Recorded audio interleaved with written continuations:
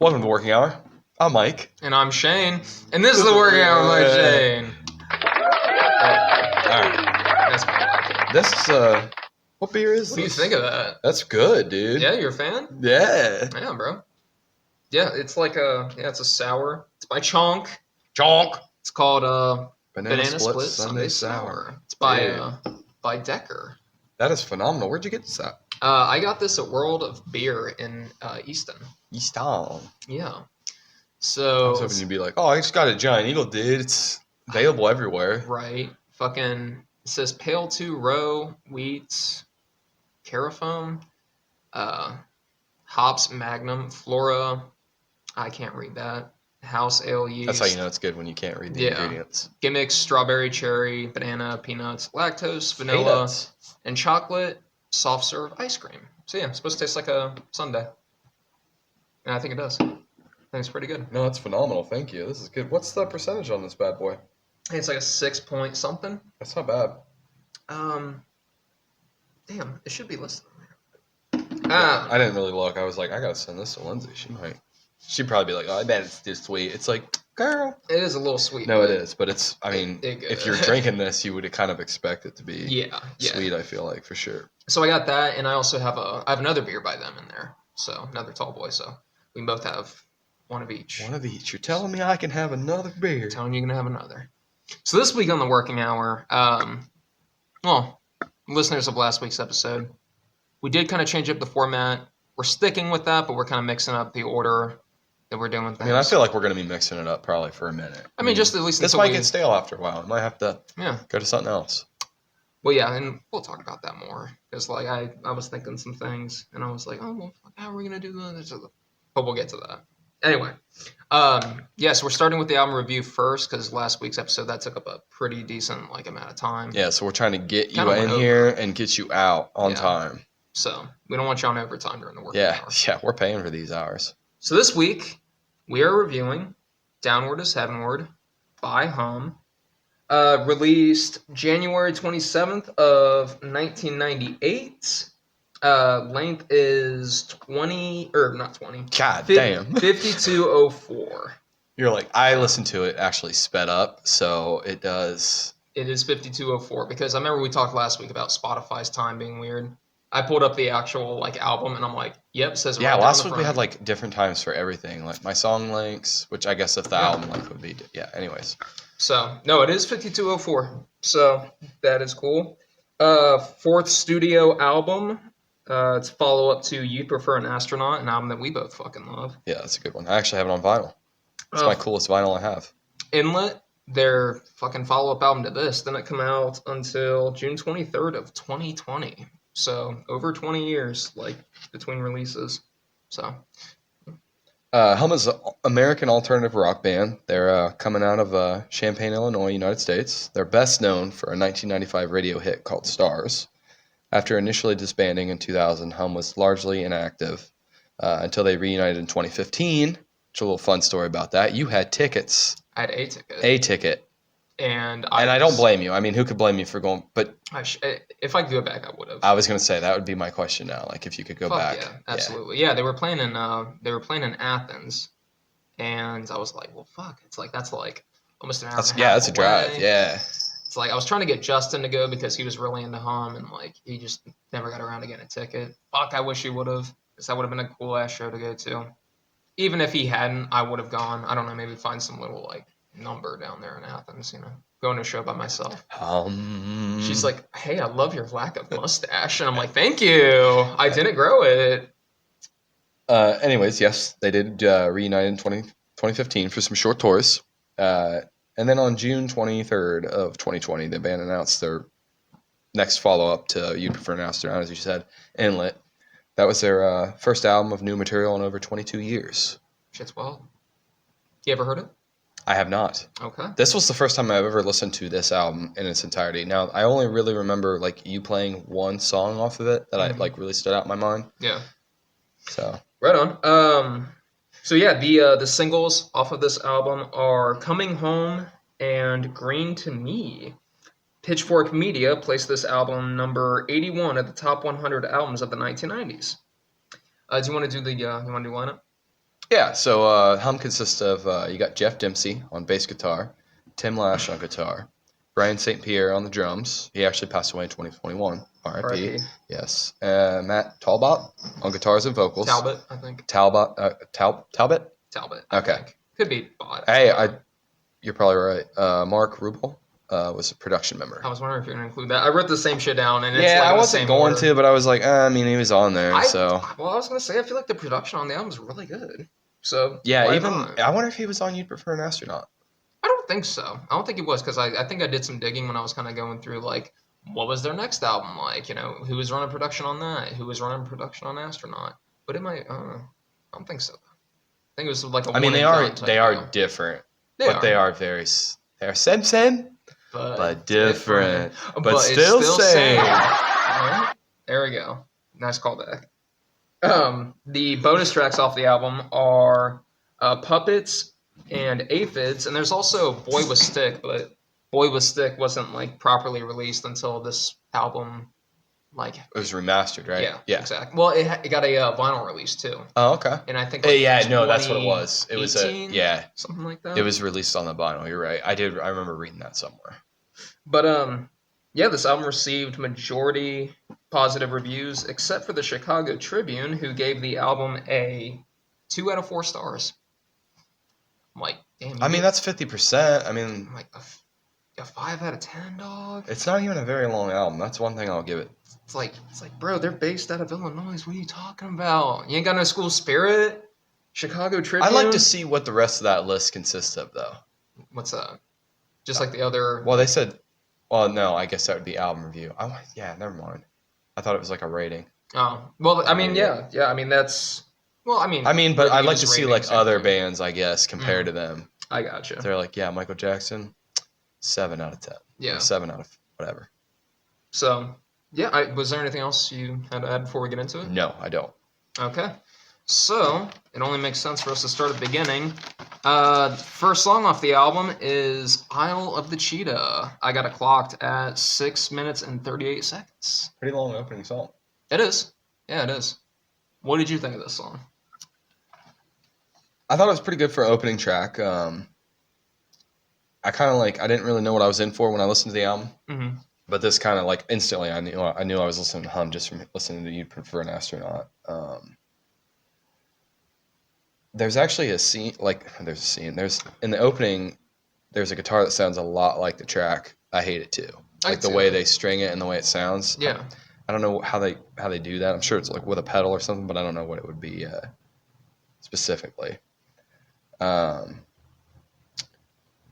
think it's now looking back, I think it's one of the softer songs on the album. Okay. I mean, not that there's a lot of, you know what I mean though. For Yeah. this album, I would put it as one of the softer.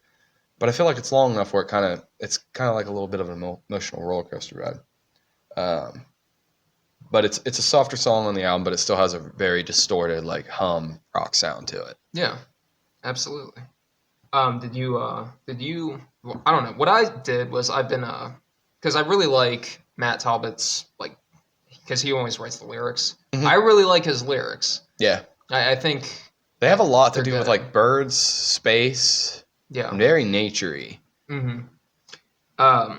which I like. I fuck with that. No, I do too.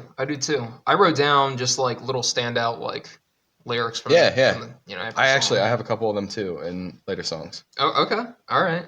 Isle of the Cheetah. Your hand looks so nice in mine. The new construct will have both of us stapled to the island for a while. They say that you're doing fine. I'm like, okay, it's kind of cool. I like that. No, I really like the intro because it's kind of almost has this droning almost like a helicopter sound woof, woof, woof, woof. Actually, when I first heard it, I was like, "What the fuck why can't I hear anything?" It was very quiet, and then I started to hear it, and I'm like, "Okay." And then I got quiet, pretty hum intro. That's the guitar I'm talking about. Yeah. If you listen back to it and then compare it, it sounds. Oh, I'm sure.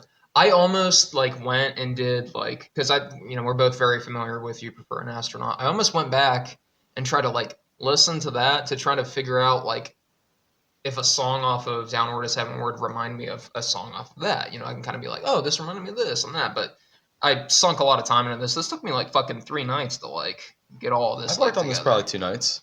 Because maybe like I don't know, an hour each night, something like that.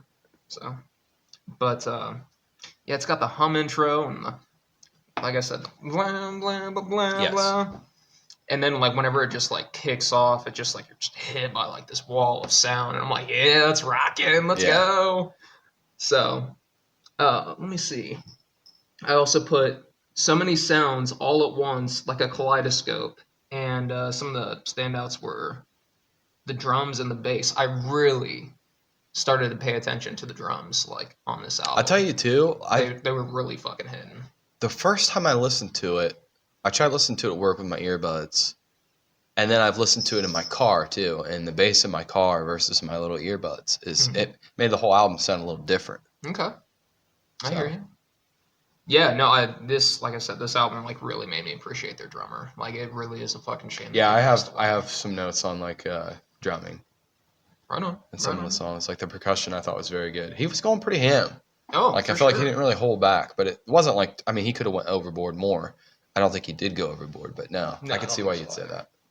So, yeah, no, I put drums and bass, but like at the same time, like vocals were great, guitar was great. Like it's never there. None of those things are ever bad at any point in this album. It's just what kind of jumped Yeah. out at me like per each song. Um, and as far as like a hum track goes, I gave this song like a 10 out of 10. I thought Really? I thought this had it. Like maybe that's being a little like No, I overly do remember enthusiastic, but last week. I don't know if we got it on the pod or not, but you were like, yeah, you were like going through the songs. You were like, oh, the cheetah's good, and I listened to it, and I was like, I mean, it's all right. yeah. I was gonna put like numbers by mine to tell you my favorites. I can probably tell you some, but I honestly haven't listened to the album probably since Sunday or Monday, Okay. I and got I've you. just listened to a couple like other songs I like on repeat. But yeah, Do you wanna tell me what the songs you like are? Or do you wanna like tell me we'll as we hit them? we'll wait at the end once we Okay. get done with everything, Okay. because I'm sure you can go through and list yours off too. So yeah, no, Isle of Cheeto, like just I don't know, it did it for me, and it does feel like it does remind me of You Prefer an Astronaut, but I don't know, it is different. It almost feels like they're more, I don't know, dare I say, like comfortable or like bold as a band. Yeah, That's just what I I can think. see it because I think they do sound very similar. But I could see where you'd say like, yeah, they have a little bit more confidence to be a little different this time around. Yeah, and like I don't know, this album compared to You'd Prefer an Astronaut, it feels like more polished. It's a little less rough around the edges, and that's not like to like say a bad. Well, thing they were about getting it. better. Yeah, exactly. Yeah. Exactly. It just makes sense as like progression. Yeah, You know. 100%. You got anything else? Nope. Okay. On to Coming Home. I got it clocked at 2 minutes and 45 seconds. It is the shortest song on the album. I got for the lyrics that stood out. I got hang on to these places, she says to me, living in this afternoon. I don't really have a whole lot about this song. I got it's fast, it's upbeat, pretty straightforward song. It's probably my least favorite on the album. Really? Yeah. Really? Living It's the in this most it's the afternoon, most come different on. by far, I think. Yeah. For me, I think the thing that kind of, I don't know, kind of cuts it a little short for me is I feel like it's a little, like it's 2 minutes and 45 seconds. It's a little short. I feel like it's missing something. I have that in my notes. I don't know what, but maybe just like a little something in the middle. I Like mean, it is very short, under 3 minutes for them. yeah. Just I feel like there needed to be a little deviation in the track. But let me see, what else do I have? And yeah, at least from the album, song feels like something's missing. And I rated it a 7 out of 10 because it's not a bad song. You're like it's my least favorite, but it's a 7 out of 10. Okay. So that means all the other songs are at least 8s, 9s, and 10s. Something like that, yeah. All right. Nothing wrong with that. Preach, go on. So I really thought like the first time I listened to it, I thought it sounded, and I don't want to make it sound like I'm saying it sounds like Kurt Cobain, but I felt like it sounded like something off of In Utero, which had a lot of screaming. Is this the one where like he has a point where he kind of starts screaming a little Yeah. bit? Okay, I thought the same thing. Yeah. I didn't make note of it, but it sounds very similar to something that like Nirvana would do. Like I could see them, not that they're the same, because they're not the same at all, but I could see like the vocal range and stuff is very similar. I think it just shows the vocal range and the band's overall song, like their sound. Because like you said, it's a pretty fast song compared. I don't think it's a great song either. It probably would be my least. I don't know about my least favorite, but it would be in the bottom half. If they kept maybe like going a little longer with him like screaming, that might have been the thing that kind of tied it together. For I me wasn't a little crazy bit. about the screaming. No, I mean I didn't think it was bad it was a nice because I was change. kind of like, all right, and see that's kind of threw me for like a loop there because I was like, all right, well, that's what this album is going to be. What's and I'm only on track 2. Like what else? Okay. Yeah, that's all I got. Okay. All right. Well, yeah. So yeah, I gave it a 7. It's not bad. I was kind of surprised that this was like a single, but at the same time, really not because it's short. So I Yeah, mean, it could get like radio. plenty Yeah, of airplay and stuff like yeah. that. I agree though. Like it's kind of weird that they would make that a single. Um. So yeah, the next song, "If You Are to Bloom," 5 minutes and 11 seconds. What do you think of this song? It's probably so. We were talking about rating the songs. I don't know if I could rate them like 1 to how many songs we got? 9 songs, Mm-hmm. or no, there's 10 actually. Um, I don't think I could rank them all from 1 to 10. I could probably do like a top 3, top 5. Mm-hmm. Um, but if you are to bloom, I thought it was pretty good. I actually have like I'm thinking of your eye or your wide open eyes. Mm-hmm. So I was listening to it Saturday morning, and I was like fucking going outside to get like the fucking trash cans and shit. I actually got my robe out because I was like, well, I can wear this again. Right. So I went out to get the trash cans, my robe, my slippies, and I was like vibing because it was pretty nice out Saturday, and I was like, fuck yeah. And it's got a nice little soft intro to it. Thinking of your wide open Yeah. eyes. I think it would be a good show or a good song to like open up a live show with. I see that. Um, I thought the drumming on it was good. Yeah. A little bit more drumming, I think, on this. Like it's, I'll put it as like embellishing on the percussion, I guess, because I felt like there was a little bit more drum work on this song. It seemed like it made more room for the drums. You know what I mean? That it didn't like necessarily like blend in with the rest. I think that's a good way to put it. It kind of was like, okay, here's your beats. Like maybe like put emphasis on the drum, like here. You know what I mean? It's like And drowned out by other stuff. I put a note that said, "I love the way he sings." You. And you. Yeah. You. Yeah. need I was like, water "What the if you want- who?" And then I was like, who? "Oh, I know." Oh yeah. But no, I thought that was a good song. That's probably in my top 5 easily Okay. off this album, 100%. Respect. Agreed. So yeah, do you know what the song's actually about? I don't. This song is about his son. He was stillborn.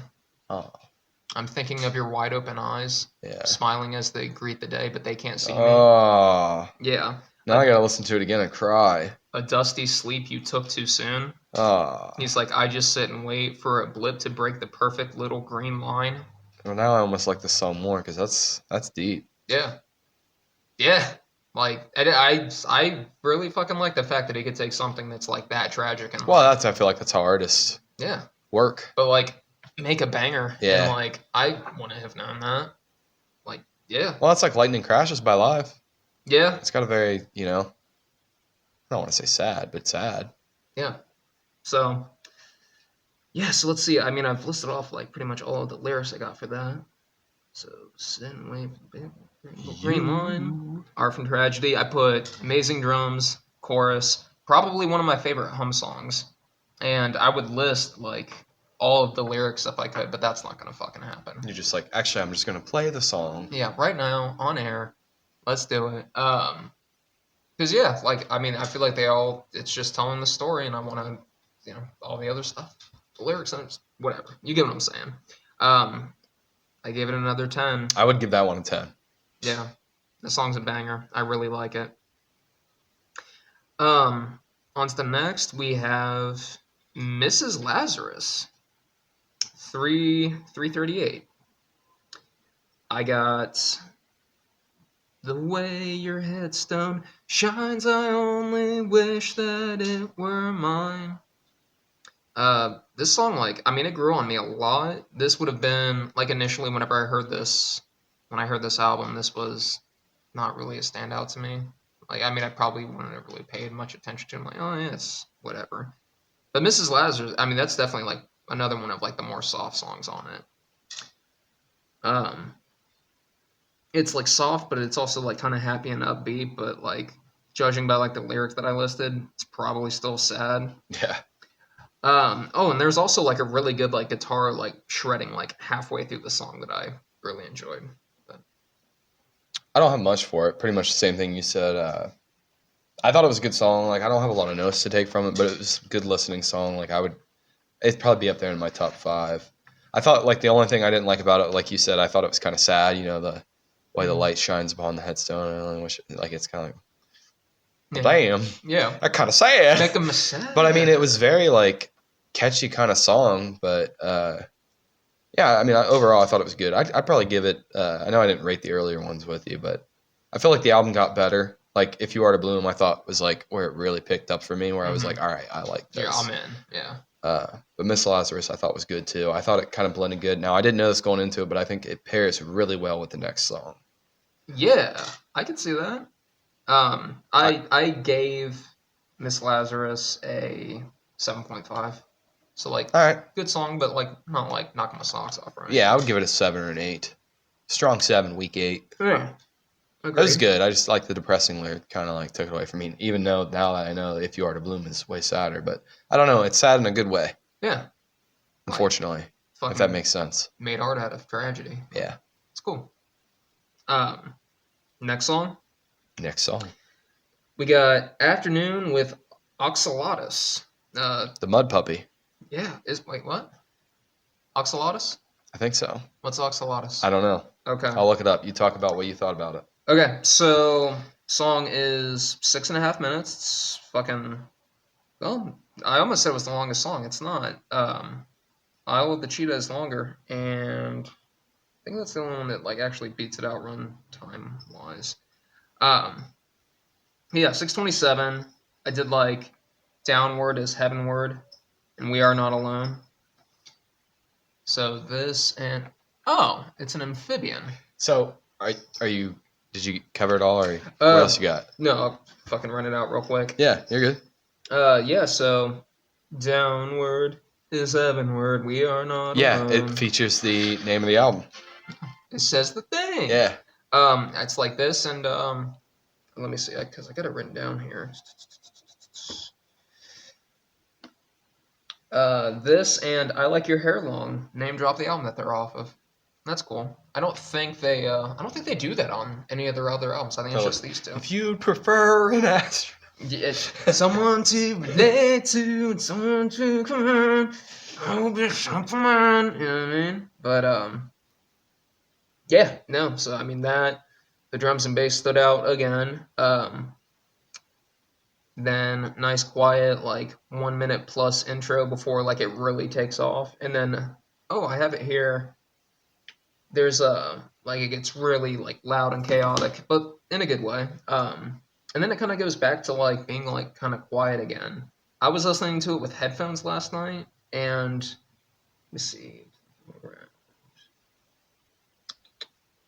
Anyway, it doesn't. Oh yeah, okay, here we go. Back to quiet, and then like there's a plucking sound that you can hear around like the 2 minute mark. Never noticed that before. Yeah, that's what I was saying. Like when you listen to the album on different like forms of listening to it, it does. You hear different things. Yeah, and I also saw like on Reddit, like people were saying the same thing, that they had been like fans of Hum since like the 90s, and even now, like listening to it still, they could still find new things about it that they hadn't noticed before. That's gonna tie into what I'm gonna say. And I put that this song was definitely more like gave him room to like talk and like had like some emphasis on the actual lyrics. I love his more like spoken word songs. And His Johnny Cash work.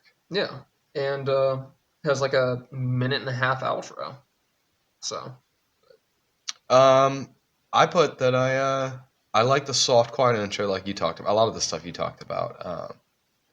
But I put how it kind of, I don't want to say it was a heavy breakdown, but it definitely like, it drops right back into like, it kind of shows you that like, all right, this is us being soft for a minute, and then we're just gonna, Get into it. yeah. It dropped into like that normal distorted hum sound. Um, I also put a note that it plugs the album title and the song. Yep. I put it was a pretty soft song, pretty melodic, but it bounces back and forth from heavy to soft. I thought it was kind of like their best instrumental work on the album, is what I put with this song. Okay. How long did you say the runtime is? Runtime is 6 minutes and 27 seconds. So it's a long song and it kind of bounces back and forth. Yeah. So I thought that made it probably the best musical album or best musical song on the album for me. I hear that. That's all I got. Yeah, no, I actually really did like the instruments on this one. Really fucking got it. You want to pause for a sec? Yeah, we'll pause, take a little quick break, and we'll get back. We're halfway, so I mean that's a good time to pause. Hell yeah. We'll be right back. We were on Axolotus. All right, we're back, guys. Do you have any more to add to Axolotus? No. I thought it was Axolotls, the Mud Puppy. Funny story about the Mud Puppy before we get on to the next song, assuming we are going to get on to the next song. Yeah. When I typed this out in Word, it like spell checked it, and it was like pulled up like what it was, like the dictionary, and it was like Mud Puppy. Mud Puppy. Mud Puppy. Okay. So what? So that thing you showed me, was that supposed to be a mud puppy? Yeah, it's like a salamander, I guess. It's like, you know. Just weird because it's like fucking pearlescent white, like They have a rare condition called neoteny. Okay.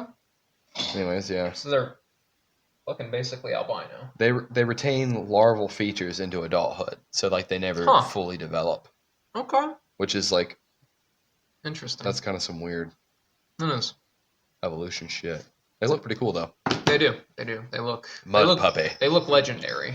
They look like a legendary Pokemon. Go get you the legendary salamander. You're gonna use its skin. Word as a coat. Throwing hands over there. Word as a fucking condom. The legendary condom. Fucking Mud Puppy for her Mud Puppy. So I gave it an 8.5 out of 10.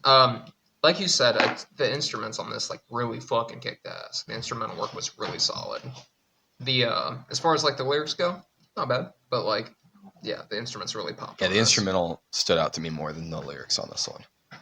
The should we just let them duke it out? I don't know. It's your house, man. It's your animals. Okay. Well, I'll tell you what. Why don't you cue up what you thought about Green to Me, and I'll be right there. So for me, Green to Me, you'll have to give me the runtime, but I think for me it was a favorite song on the album. Really? Yes. Okay. I've definitely heard that one the most, meaning you've played it the most that I like remember. And I'm sure you've played multiple songs off this album, but that's the one that I remember most. I like the lyrical line, "We've all got wounds to clean. Here's a rag. Here's some gasoline. Yeah. It's all green to me." I didn't find that the song really made any sense to me. I didn't really do any like digging to find a meaning behind it. I think a lot of their songs, they don't really have, I mean, that one song you explained the meaning behind it. But for me, I just kind of enjoy the music. Like, Hum to me is kind of like a vibe. Like, you don't really, you either love it or you hate it. I feel like you can't. You're either with it. I wouldn't even say love. You either like it or you hate it. I don't even know how you could hate this. Yeah. But I didn't think the lyrics made 100% sense, but I thought it rolled really good. Wires to the temples, makes them on to see how we sound. Yeah. Sorry, I interrupted. No, you're good. That's all I had. 100%. I'm like. So here's the funny thing. I wasn't done. No, I was done. Here's the funny thing about Hum is that they so I just in preparation I listened to an album review of this on YouTube like earlier this week, and guy was talking about it, and he said that he had a album from the 90s, and it was around the time of I think it was like 90, it was around like 94, 95. Whenever this album was, well, not this album, When You Prefer an Astronaut was out. So it was around that time period, before this came out. In an interview, Matt Talbot said that he wrote the song "I Hate It Too" at a hot dog stand. So, basically what he was saying was that he actually like prioritizes the instrumental first, and then like the lyrics are kind of to it later. Secondary. Yeah. So that's interesting. I've heard of that before. Like, there's a lot of people that do it that way. I do find that hilarious though. Like him just being at a hot dog stand, like, to help me make up for Well, this that's one. fuck, I just forgot his name. Bob Dylan, Mhm. like a Rolling Stone. Yeah. He wrote it on a napkin in a bar. And I remember seeing on like Entertainment Tonight or something that napkin went on sale, but he was just at a bar and just jotted it down on a bar, like a tiny, like 4x4, 4 inch Yeah, napkin. that's And crazy. wrote the lyrics down. Yeah, man. Fucking That's a crazy great shit. thing. Man. Like that's cool. Not everybody can do that. No. But yeah, that's I don't know. And that's why Hum is better than Bob Dylan. No, I'm just kidding. Yes. We're not doing that. 3 minutes and 55 seconds. As far as like the actual like quote I got was morning image from the satellites is all blue and green. So just because like I don't know. I think I picked that one because I don't know. This album's blue. Last one was green. Thought it was kind of cool. We all got wounds to clean. Yeah. Here's a rag. Here's some gasoline. No, I thought it was very good. So yeah, this was probably I think this might have been the very first song I heard off this album, if I'm not mistaken. I think Justin played it around the time that him, Kyle, and I were working at Zero's Pizza. And at the time, all I knew was You you prefer an astronaut. So like I was like, oh shit, they have other stuff. And I said, That's always nice. yeah. And I think this was like the first like song that I heard off of it. Um, it is like a pretty catchy like song for like for Hum. Mm-hmm. Kind of a bit of an earworm. And this was a single, right? Yeah, that's probably why. Okay. That's what I have written down next. Is like that's probably why it's one of two singles. And it's also like not overly long. It's like I said, 3:55. So it could get played on the radio. That's doable. The other songs on this album, upon like listening to them to like actually form a proper review for them, almost every other song like on this album like went up for me. This one I kind of like dropped off. I started to waver a little. Well, bit you probably on started to stay where it was at, and everything else got lifted. Yeah, 100%. Exactly. Yeah. The second time I listened to it, it grew on me. Okay. I think we talked like Friday night or something. We talked one night, and I was like, I'm just gonna save it for the pod. And no, I told you the next day that it definitely grew on me or something like that. But you're like, I'm gonna not say too much, but the second time I listened to it, it was definitely a better album through and through, like absolutely front to back. How many times did you listen to this? Probably 3 times. Okay. In its entirety. I think I listened to it like 4 or 5 times. Really? Yeah. The 5th time, like I didn't finish, and it was today. It was just to kind of get myself. I thought about refreshing myself, but I looked at my notes last night and I was like, I don't think I got this. Hell yeah. So yeah, not necessarily that this dropped, but like everything else in this album like went up because this I knew I liked off rip. So I give it an 8 out of 10. Nice. I give it a 10 out of 10. It's my favorite song on the album. Respect. On to Dreamboat. 6 minutes and 6 seconds. I know a girl who makes me shine. My dreamboat's leaving on a submarine. I got that. Second set of tanks, and all I ever want or need. Yep. I wrote that lyric down. I thought it was very catchy. Yeah. Rolls right off the tongue. I think this is probably like this might be like one of like the 2 most like upbeat like high energy songs. That's why I'm surprised it wasn't a single. Yeah, I can see that. What was the runtime on this? 6 minutes. Yeah, so no dice. No dice. What is the Stairway to Heaven? Damn. Like, you swore the earth was round. Like, I love this song. This song kicks ass. Yeah. Let's see. There's a real nice there's a real nice mix up about 3 minutes in. I feel like it goes on slightly too long because like around like 4.5 minutes, that's where like the lyrics kind of end, and then they just kind of start playing around with like sounds and stuff. And there's like I feel like they could have trimmed it for radio. Yeah, they probably could have. But I put that I love the amount of sound this band can put in a song all at once and make it like mesh well together. Yeah. And it doesn't sound like a fucking mess. So, yeah, I love Dreamboat. I thought it was great. Anything else? I don't have a whole lot to add. I just put that it was very fast, and I like the way it rolls. Like, I like the sound of it. I thought it was pretty catchy. I don't know if it's a song I would show to someone if I wanted to like give them a first listen to Hum, because I think it's like it's too upbeat, almost like poppy. I want to say. But I did like the line, "My dream boat's leaving on a submarine." I did like the whole. There's a longer riff to it. I didn't write it all down, but I thought it was a very catchy overall song. I'd Yeah. give it a. Like I said, I wouldn't introduce someone to home with this song, but I would give this an 8 out of 10. Okay. I gave it a 9. Yeah, like you said, I want to have this be the first song I show them by any no means. way. But like, if you like, If you liked it though, it's like, oh, I'm playing this like fifth or sixth song yeah, because you're gonna be like, what? you're like, oh, okay. It's a little different No, it is, but in a good way. It It's not bad. works. It works. Anything else? No sir. All right. Inuit Promise. Another 6 minutes and 6 seconds. Is that right? That's weird. Okay, yeah, the Inuit Promise. Do you want to take the lead on this? You go for it. Okay. Okay, so I love this line. This is good. So I'll be like you and do what's right and win a love I don't deserve out on the ice I tonight. thought that was good. Show me or teach me the bluest song you know. A lot of references to color Yeah. in this album, and greens and blues. And I loved whenever it kind of like got slow and went soft, and it's like, I'm glad you got your hands warm so my arms can feel like trust again. I can promise true waves when the summer comes. Like, thank you. Yeah.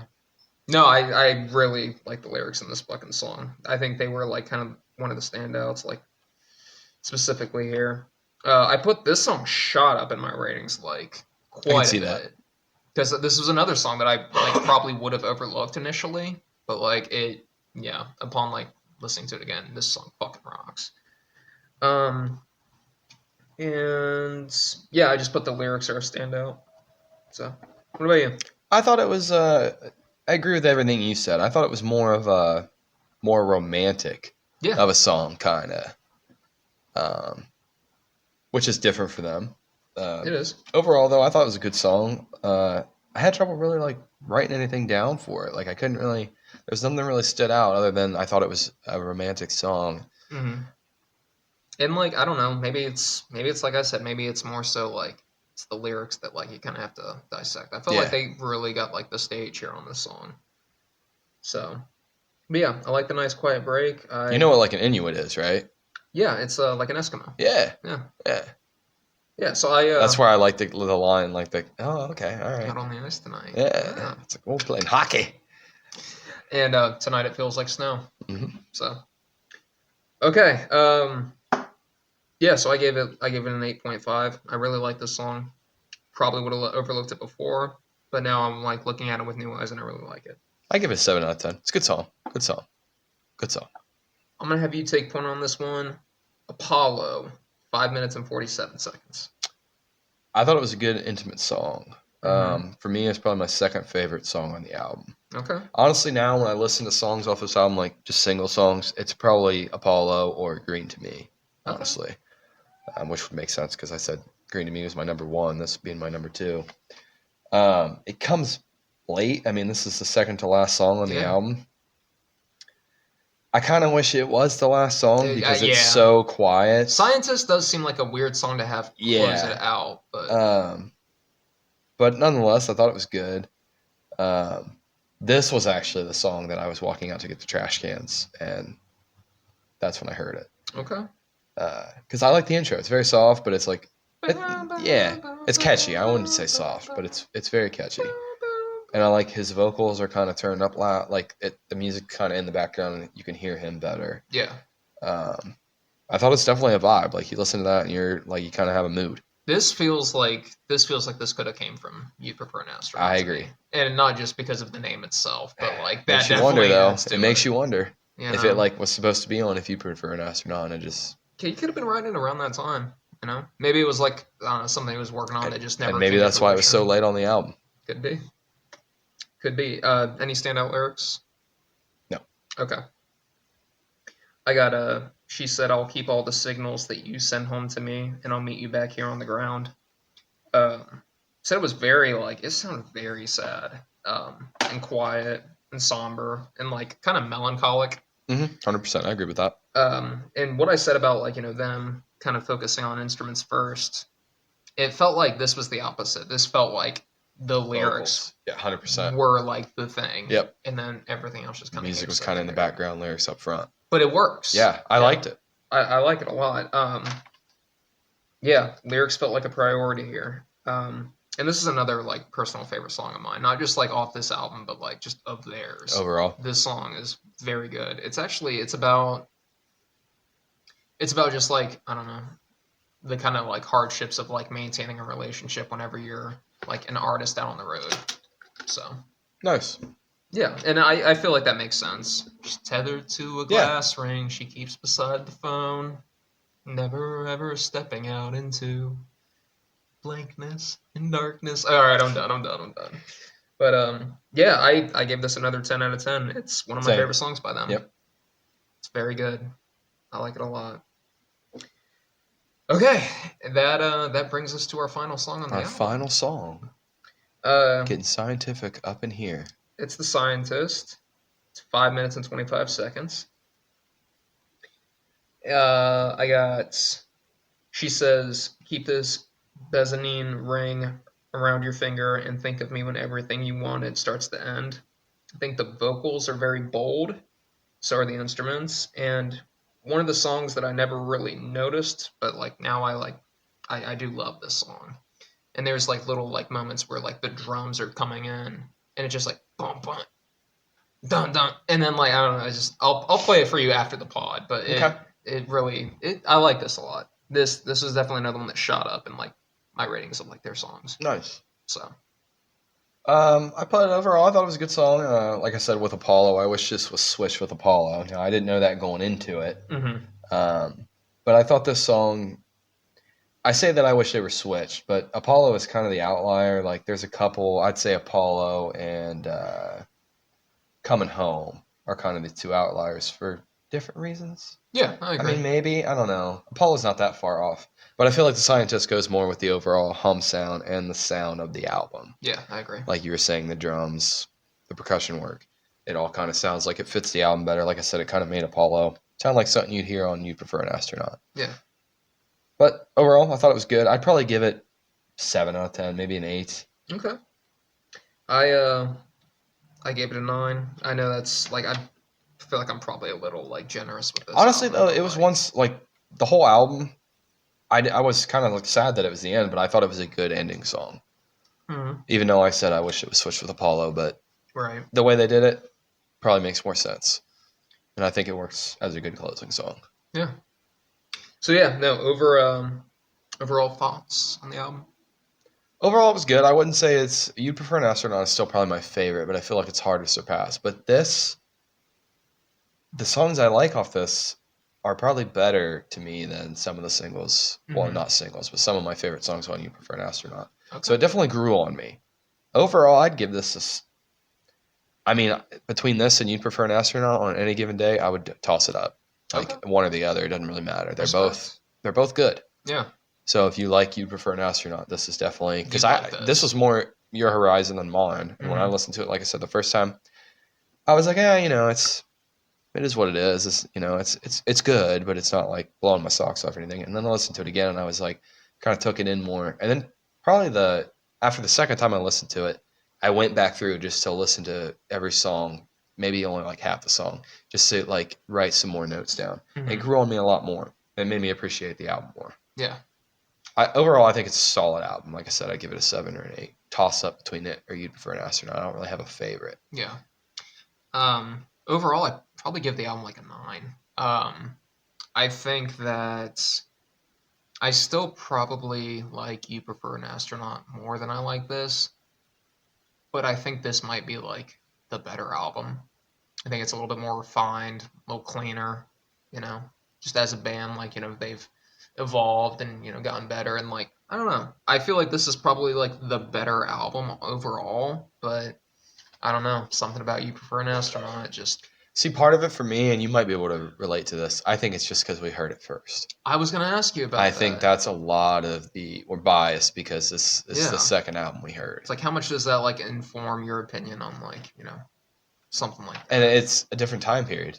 Mm-hmm. I mean, for me especially, I never listened to this cover to cover until now. Now, yeah. 5 or 6 years older than I was when I probably first heard You Prefer an Astronaut. Maybe even more. I don't know. Yeah, actually probably 7 or 8. Yeah. So. Now that I think about it, because I've had that vinyl for a long time. Yeah. No. This. That's the only form of media I have. You Prefer an Astronaut. That's the only Really. Hump Oh, album that I nice. have is You Prefer an Astronaut, but Yeah. it's on vinyl, So. and it says the runtime at the bottom. Yeah, and it's just those two albums that do that. I don't. Well, no. Wait, no. Inlet does it too. But their Electra 2000 does not. And not that it was Fellatio, but that's also like that's not Matt Talbot. I know it's still Hum, but like I don't really. Yeah, you can't. Yeah, you have a different lead singer, a different sound altogether. And he's like a very unique like lead singer. Yeah. You know what I mean? Like I don't know. Yeah, he is their sound. His vocals are very You distinct. hear, yeah, You hear him when Yeah. you hear Hum. you hear Matt. We're on a first name basis. You know. So, yeah, no, I thought this was a really good listen, and I'm Same. glad we listened to it. I won't I won't put it down. Like I'll be listening to this again. Maybe not cover to cover, but I will definitely be going track here and there. Okay, so do you want to do like top 3 or top 5 out of the album? You could do. You want to do a top 5? You go first. Okay, no particular order. Isle of the Cheetah. I'm also gonna do Apollo because yeah, If You Are to Bloom, and then fuck, I only got 2 more. Damn. That's a good thing though. That is a good thing. So I would have to go probably Dreamboat and Afternoon with Oxalatus. Okay. Yeah, it's I would probably go. yeah, I think so. Oh my shit just fucking got an ad. Oh, Yeah, gosh. it's weird. You use Microsoft Word because I don't pay for it. You know how much Microsoft Word is How much? a year? It's like $100. Are you serious? It's like I ain't using it this much. I was actually thinking about that today, no joke, because I knew you were taking notes, and I was like, what's to stop me from like just like getting a computer and just doing that? And it's like, how much would that cost? Because I'm curious. You can use I could honestly just use Notepad, and that's probably what I'm going to use. Or I might start doing it because I wrote these down originally, like little notes in my journal. Mhm. I didn't bring my journal, but I just transferred everything to Word. But yeah, paying for Microsoft Word. Who's doing that? Anyways, my ad is gone. So I would say my top 5 would probably be in no particular order, like you said. If You Are to Bloom, Afternoon with the Axolotls, Green to Me. Damn, I don't have 2 left. Yeah, right. Dreamboat and Apollo. Respect. But I mean, there is good, like the Inuit Promise. I didn't write anything down for it, like literally nothing. That's why you were like, "You want the lead?" I was like, "No, you go first, and I will elaborate on what you said." Okay. But it was a good song. Like I held nothing against any of these songs. I think the only 2 that, if I were to remove, but I wouldn't remove because then the album would be too short. It would be Coming Home and maybe The Scientist, just so Okay. Apollo could be the ending. Yeah. Okay. I feel that. No, I'm glad. I'm glad you like the album though. Yeah.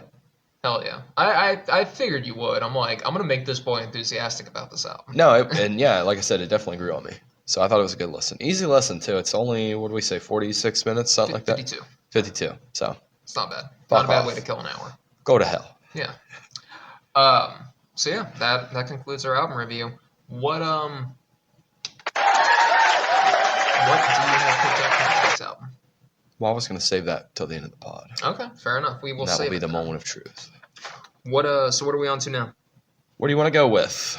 You got movie trivia you want to do? Do you want me to do my movie game show? Do your movie bit and then I'll do mine. All right, so this week on the Working Hour, we're going to be doing movie grossing. And I'm not talking about gross scenes either, buddy. I'm talking about who made more. Okay. So I did pretty new movies. Now, the first batch I did were 2020 to now. Okay.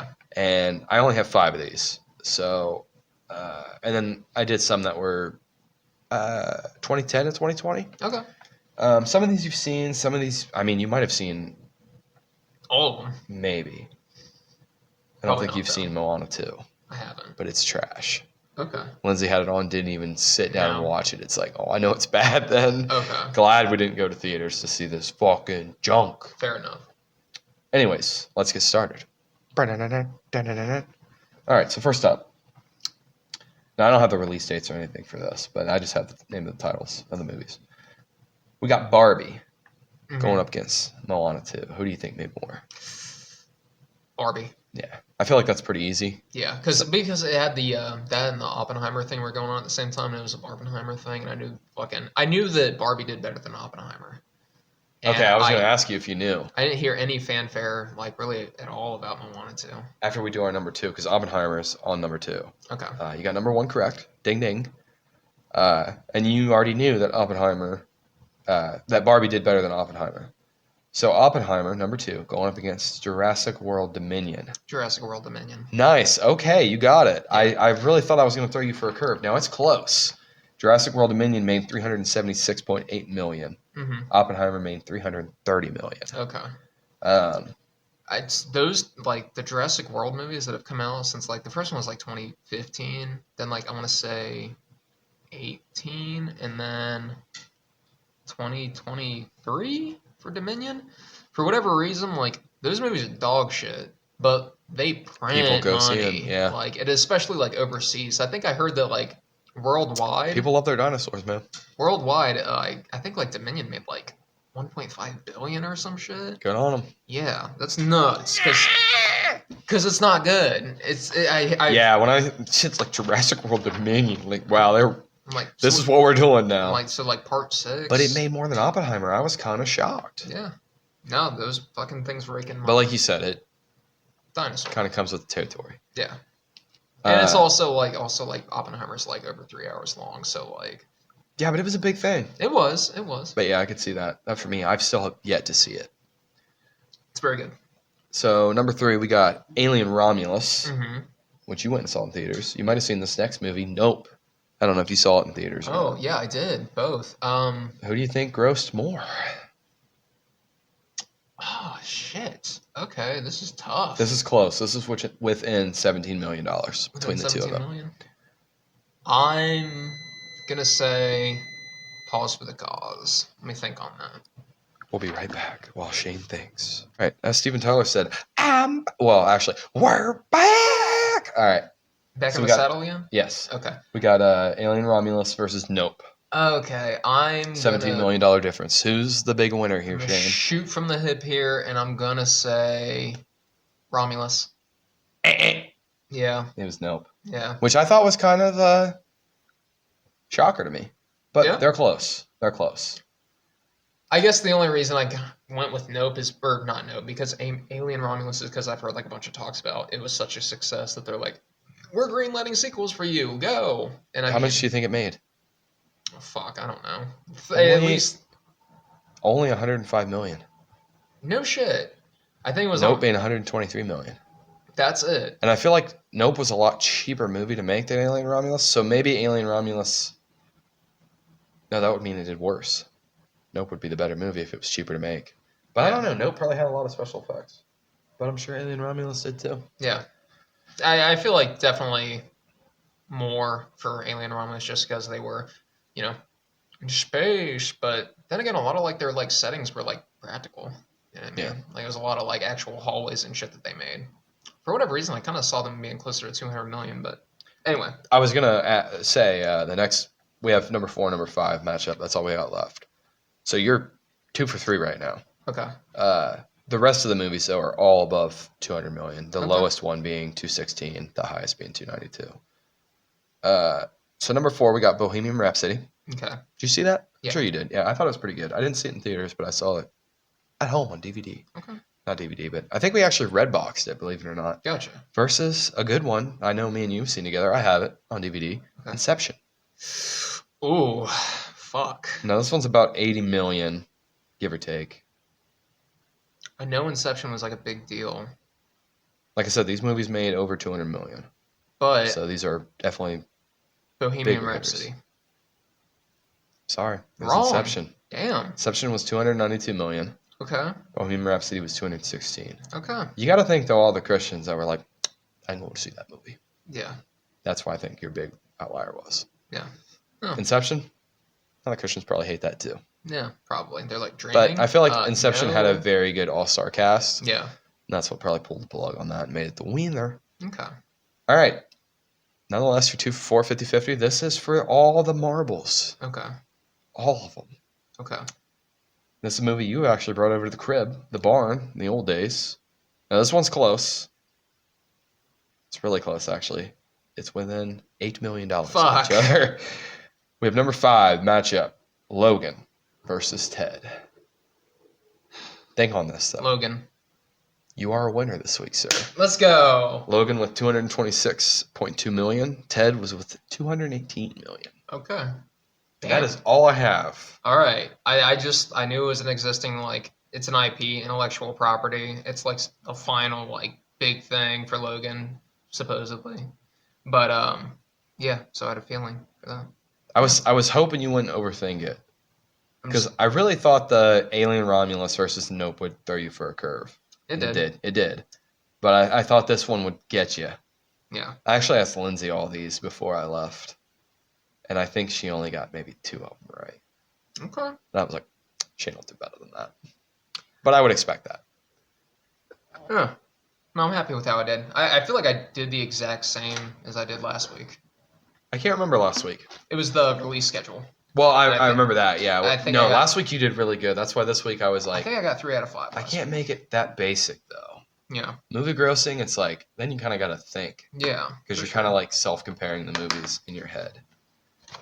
Okay, so my thing, last week I did 2 bits of trivia for like 2 separate movies, but I was thinking about it and I'm like, yo, if we do this like long term, we are gonna fucking tear through movies that like, you know. So I'm like, why don't I like narrow it down to 1? I did write like notes for 2, so I mean, if anything, I'll have next week's Ernie over and done with. Nothing wrong with that. So that's good. But I'll let you pick for which one you want. Do you want trivia for Grind or do you want Green Room? Just because I didn't want to save myself a little sweet treat for next week. I want Green Room this week. Oh, really? I actually thought about watching Grind here recently. I was like, I need to watch like a feel-good movie that reminds me of my youth. Okay. Green Room released April 15th of 2016. Director Jeremy Saulnier. Budget of $5 million. Do you want to guess the box office on it? You want to guess how much it made? Give me a hint. Like, is it over? Give me like an over-under. Over this amount, but under this. Over 2, but under 10. Did it even make $1 million? No, over 2 million, under 10 million.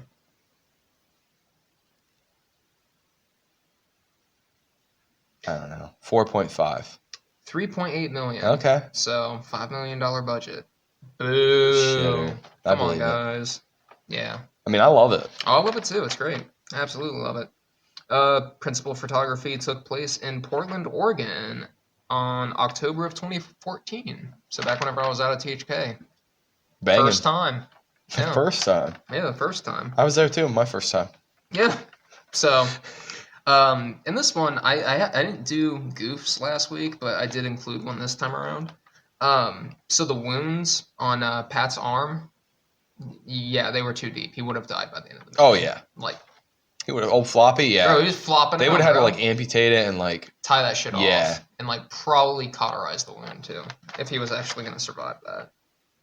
Because yeah, they fucked his shit up. But Sir Patrick Stewart, man, you mean Xavier?